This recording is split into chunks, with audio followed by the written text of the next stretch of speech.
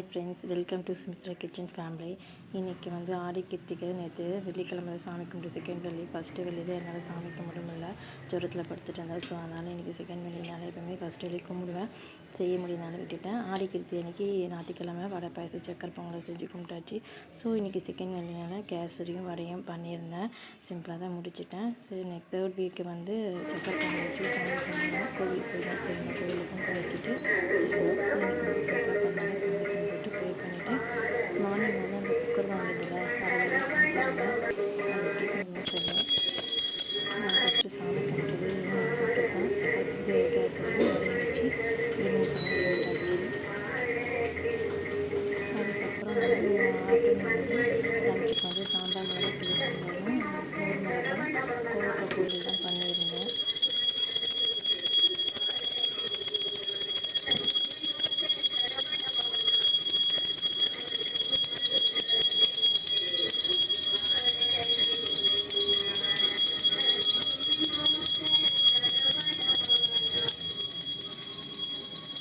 இது ஃபுல்லுமே என் பொண்ணு தான் வீடியோ எடுத்துகிட்ருக்கா. ஸோ ஏதோ கொஞ்சம் ஈவினிங் டைம் வந்தனால ஹெல்ப் பண்ணான். இல்லைன்னா மார்னிங்லாம் அவள் சுத்தமாக ஹெல்ப் பண்ண மாட்டாள். காலையில் குளிச்சுட்டு வந்து கரெக்டாக இருக்கும். நானே வீடியோ எடுத்துகிட்டு இருப்பேன். அதுவுமே ஒரு அரிசி டப்பில் போட்டு ஸ்டிக்கில் வச்சு தோசைக்கரண்டில் வச்சு எடுப்பேன். எடுத்து முடிச்சு தான் உங்களுக்கு அப்லோட் பண்ணி காட்டுவேன் நான். ஸோ இப்போ கொஞ்சம் கஷ்டமாக தான் இருக்குது எடுக்கக்குள்ள செய்ய. அதனால் ரொம்ப வீடியோ எடுக்கிறது இல்லை. ஃபைனலாக எடுத்துகிட்டு அப்படியே போடுறதா இருக்குது. இது வந்து நான் வாசப்படி பெயிண்ட் அடித்தது கிட்டத்தட்ட 5 இயர்ஸ் ஆகுது. லாக்டவுன் அப்போ தான் அடித்தது.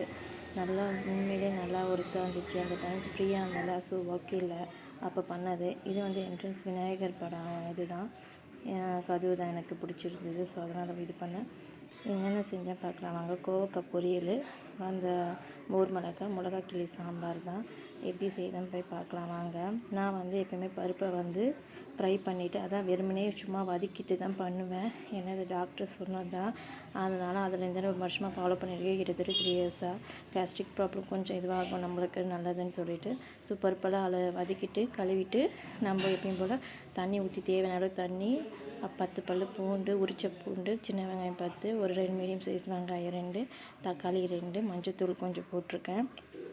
அது கூட குழம்புத்தூள் மிளகாத்தூள், அதுக்கப்புறம் சாம்பார் பொடி அரைச்சி வச்சுருக்கேன் வீட்டில், அதையுமே ஒரு 3 ஸ்பூன் போட்டுக்கிறேன். இது வந்து குழம்பு மிளகாய் தூள் தான். உங்களுக்கு தேவைக்கேற்ற போல் போடுங்க. எங்கள் வீட்டுக்கு தேவையான அளவுக்கு நான் செய்கிறேன். இதுக்கு 5 லிட்டர் குக்கர் நேற்று வாங்கணும்னு சொன்னேன் பார்த்தீங்களா. ஸோ அதில் தான் இப்போ ஃபஸ்ட் டைம் வெள்ளிக்கிழமைனால செய்யலாம்னு சொல்லிட்டு செய்கிறேன்.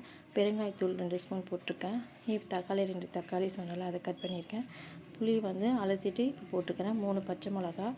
எப்போயுமே வந்து தக்காளியை நான் விதைய எடுத்துகிட்டு தான் போடுவேன். ஏன்னா ரொம்ப சேஃப். அதுதான் உள்ள புழுக்கள் நிறைய இருக்கும்.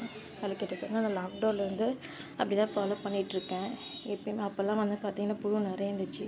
ஸோ அதுலேருந்து இப்போ ஃபாலோ பண்ணிட்டு தான் இருக்கேன். இப்போ பார்த்திங்கன்னா இது கோவக்காய் பொரியல் பண்ண எண்ணெய் ஊற்றிட்டேன். கடுகு உளுத்தம் பருப்பு போட்டுட்டேன். அதுக்கப்புறம் சீரகம் சோம்பு தாளிக்கிறேன். நான் சொன்னேன்ல ஸ்டிக்கில் வச்சு எடுக்கிறனால ஃபுல்லாக கவர் ஆகாது. ஸோ இந்த அளவுக்கு தான் எனக்கு இருக்கும் ஹைட்டு.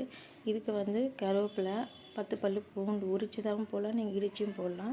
ஒரு சைஸ் வெங்காயம் வந்து போட்டிருக்கேன், மீடியம் சைஸ் வெங்காயம் தாளிக்கிறதுக்கு. இது நல்லா வதக்கி விட்டுக்கலாம்.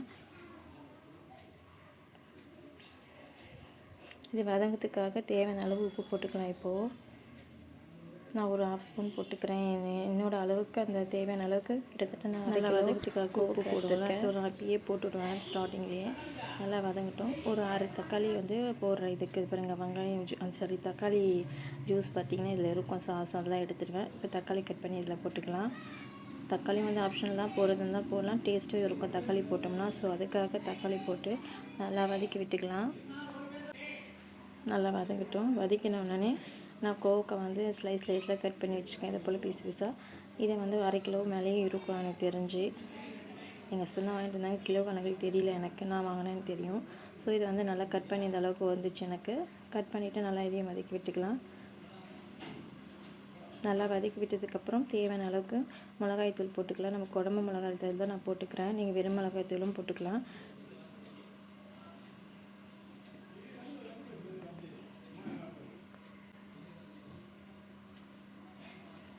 நான் 1/4 ஸ்பூன் போட்டுக்கிறேன்.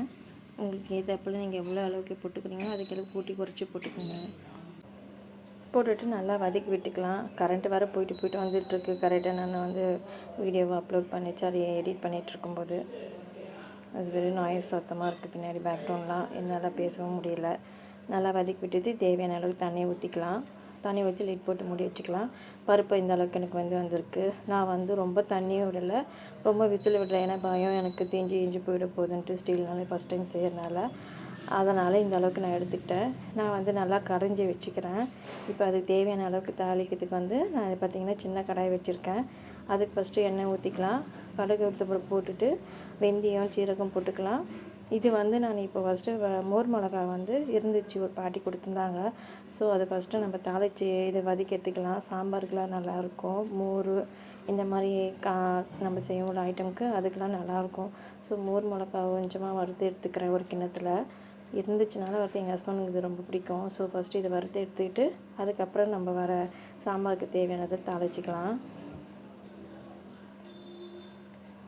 இதுவுமே பார்த்திங்கன்னா அயன் பாத்திரம் தான். அந்த கோவக்காய் பொருள் பண்ணதுமே அயன் தான். ஸோ நம்ம யூஸ் பண்ண நம்மளுக்கு வந்து இந்த கலருக்கு மாறிடும். நல்லாயிருக்கும், துருப்பிடிக்காது. அப்பப்போ ஆயில் போட்டு வடிச்சிக்கணும் அவசியம் கிடையாது. ஏன்னா நான் ஃபஸ்ட் டைம் இதை தான் வாங்கினேன், இந்த பெரிய கடாயை தான். எப்போயாவது ஒரு முறை தான் யூஸ் பண்ணுவேன். ஸோ துருப்பிடிச்சிட்டே இருந்துச்சு. இதுக்கப்புறம் ஒரு பாத்திரம் வாங்கினேன், எனக்கு கரெக்டாக இருந்துச்சு. சொல்கிறேன் அதுக்கப்புறம் நான்.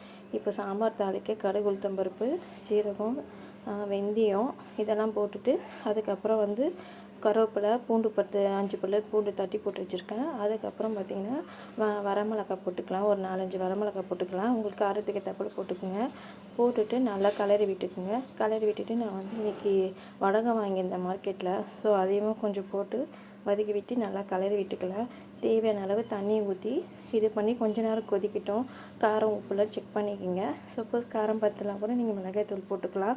இப்போ வந்து ஒரு பெருங்காயத்தூள் வந்து 1 ஸ்பூன் போட்டுக்கிறேன். உங்களுக்கு தேவையான அளவுக்கு எவ்வளோ திக்னஸ் வேணுமோ இல்லை தண்ணியாக வேணுமோ அந்த அளவுக்கு ஊற்றிக்கிட்டு வச்சுக்கலாம். செக் பண்ணி பார்த்துட்டு காரம் போட்டு செக் பண்ணிக்கோங்க. எனக்கு வந்து இப்போ பார்த்திங்கன்னா ஃப்ரை ஆகிடுச்சு. நல்லா தண்ணியெலாம் சுண்டிடுச்சு. பார்த்துங்க காயில் இந்த அளவுக்கு வந்திருக்கு. இங்கே பாருங்கள், ஒட்டவே ஒட்டலை, நல்லா இருக்குது பாருங்கள். இப்போ நல்லா கொதிய வந்துச்சு தாளிச்சு விட்டதை. இதுக்கப்புறம் நம்ம கொத்தமல்லி இலையை தூவி விட்டுக்கலாம். இது வந்து சாம்பார் வந்து நம்மளுக்கு இட்லி தோசைக்கு வேறு சாப்பாட்டுக்கு எல்லாத்துக்குமே நல்லாயிருக்கும் இது.